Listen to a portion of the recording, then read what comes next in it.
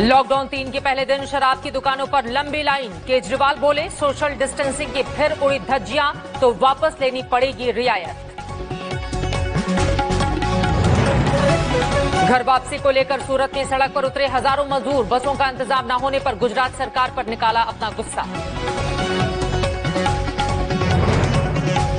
मजदूरों के rail ticket पर सियासी टकराव। 85% खर्च रेलवे और 15% देंगी राज्य सरकार।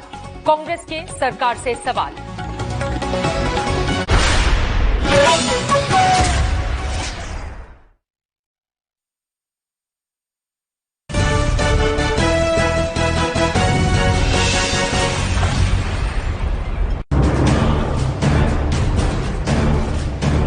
नमस्कार, शाम के 7 बजने को हैं। आप देख रहे हैं देश तक। आपके साथ मैं हूं चित्रा त्रिपाठी। इस वक्त की सबसे बड़ी खबर के साथ इस बुलेटिन की शुरुआत हम करने जा रहे हैं। जम्मू कश्मीर के हंदवाड़ा में आतंकवादियों ने सीआरपीएफ की टुकड़ी पर घात लगाकर हमला किया है।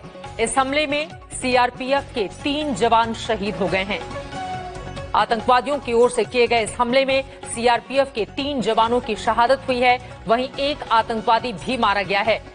जबरदस्त मुठभेड़ इस वक्त भी जारी है। अशरफ वानी हमारे संवाददाता ज्यादा जानकारी के साथ जुड़ चुके हैं। अशरफ, बीते 2 दिन में ये दूसरी बड़ी मुठभेड़। हमने अभी 24 घंटे भी उस खबर को नहीं हुए जब 5 जवानों की इस देश की शहादत हुई थी, और अब हंदवाड़ा में फिर से मुठभेड़। और किस तरह की जानकारी मिल रही है?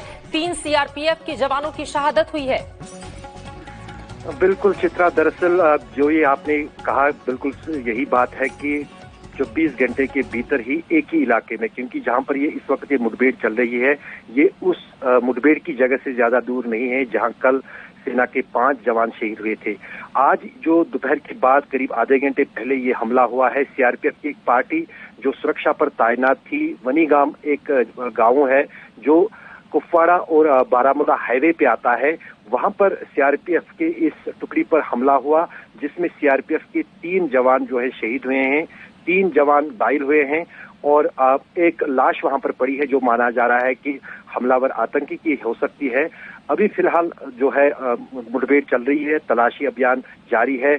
इलाके में सीआरपीएफ के साथ साथ सेना और सुरक्षा बलों के दूसरे दस्ते पहुंचे हैं, और वहां पर उन सभी हमलावर आतंकियों की तलाश जारी है जो इस हमले के पीछे हो सकते हैं।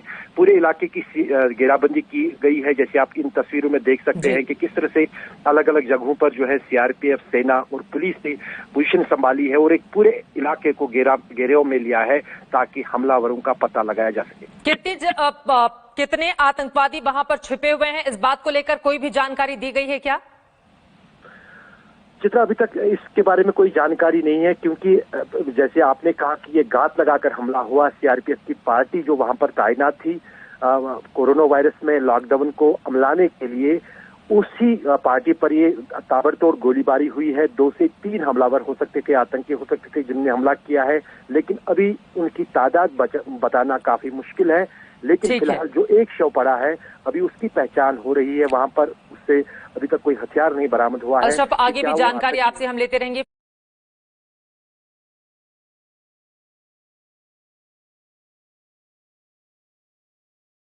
फिलहाल इस जानकारी के लिए आपका शुक्रिया।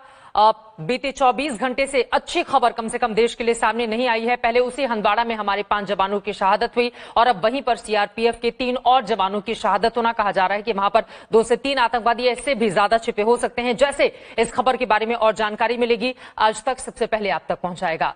और अब आगे बढ़ते हुए बात कर लेते हैं देश में कोरोना के बढ़ते मरीजों की, जिनकी तादाद 42,000 को पार कर गई है। 42,532 केस सामने आए हैं। इनमें 1,373 लोगों की मौत हो चुकी है। वहीं नोएडा में कोरोना से पहली मौत का मामला सामने आया है, जबकि 11 ठीक होकर अपने घर वापस जा चुके हैं। अच्छी खबर यह भी है कि 24 घंटे में 1,000 से भी अधिक लोग कोरोना को मात दे चुके हैं और उन्हें अस्पताल से छुट्टी दी गई है।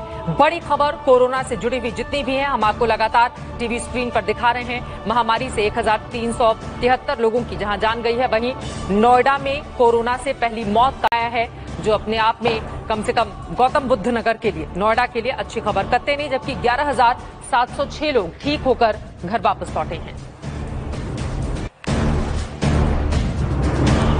तो कुल मिलाकर अभी तक का जो बड़ा आंकड़ा निकलकर सामने आया है वो 42,500 का आंकड़ा पार कर चुका है। ये जो बड़ी जानकारी हम आपको इस वक्त दे रहे हैं।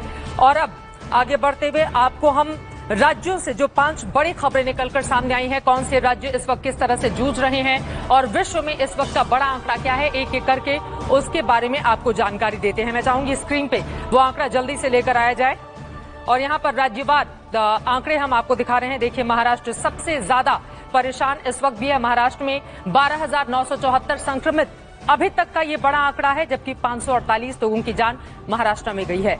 गुजरात दूसरे नंबर पर 5,428 संक्रमित हैं, 290 लोगों की मौत हुई है गुजरात राज्य से। जबकि इसके बाद राजधानी दिल्ली 4,549 संक्रमित मामले सामने आए हैं, 64 लोगों की जान चली गई है राजधानी दिल्ली में। अगर इन 3 महत्वपूर्ण राज्यों के अलावा राजस्थान का हम रुख करें, 2,886 संक्रमित राजस्थान से, जबकि 71 लोगों की जान गई है।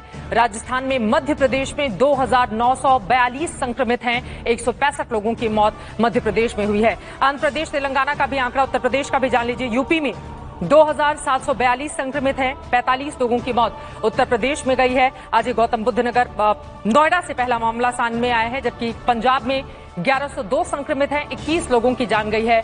पंजाब से ये बड़ी खबर। तमिलनाडु में 3,023 संक्रमित हैं, 30 लोगों की मौत हो गई है। जबकि आंध्र प्रदेश में 1,650 संक्रमित है, 36 लोगों की जान चली गई है। अलग अलग राज्यों के हिसाब से ये बड़ी जानकारी हमने आपको दी है। और दुनिया के आंकड़े अब आपके सामने जल्दी से रखते हैं। विश्व में अब तक 2,48,811 लोगों की जान इस कोरोना ने ले ली है। महामारी से 35,86,622 लोग पॉजिटिव हैं। इस वक्त ये लोग खुद में संघर्ष कर रहे हैं ताकि ये ठीक हो सके। अमेरिका में 68,609 लोगों ने दम तोड़ दिया है, सबसे ज्यादा परेशानी का सबब अमेरिका के लिए। उसके बाद इटली में 28,884 मरीजों की मौत हो चुकी है। अमेरिका इटली के बाद बात अब कर लेते हैं हम ब्रिटेन की, जहां पर 28,446 लोगों की जान जा चुकी है। तो ये हमने आपको देश और दुनिया की बड़ी खबरें दिखाई। राज्यों के हिसाब से आपने देखा महाराष्ट्र, राजधानी दिल्ली, गुजरात, ये तमाम वो राज्य हैं जो संघर्ष कर रहे हैं। जबकि दुनिया भर में सबसे ज्यादा पशुपेश और परेशानी अमेरिका के लिए और उसके बाद इटली, बाकी दूसरे देश आ जाते हैं। जबकि